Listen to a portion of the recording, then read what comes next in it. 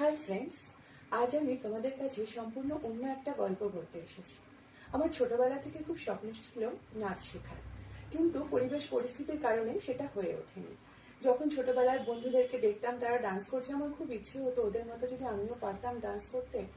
তারপর এই বয়সে এসে আমার হঠাৎ মনে হলো যে চলো আমার জীবনের একটা শখ আমি চেষ্টা করি একটু পূরণ করার। তো সেই জন্য আমি লাস্ট ইয়ারে একটা ডান্স স্কুলে ভর্তি হই এবং 1 বছর ধরে আমার জার্নিটা চলছে। এখন আমি তোমাদেরকে আজকে দেখাবো যে এই 1 বছর আমি কতটা শিখেছি। আমি আরো শিখবো, কিন্তু আমি তোমাদেরকে এটা বলার জন্য এসেছি যে একটা মেয়ে চাইলে, ইচ্ছে করলেই সে তার শখ পূরণ করতে পারে। তোমরাও চেষ্টা করে দেখো, তোমাদের যার যেদিকে শখ আছে সেটা একটু সময় বার করে তোমাদের ব্যস্ত জীবন থেকে সেটা পূরণ করার চেষ্টা করো। তাহলে চলো দেখি 1 বছরে আমি কতটুকু শিখতে পেরেছি।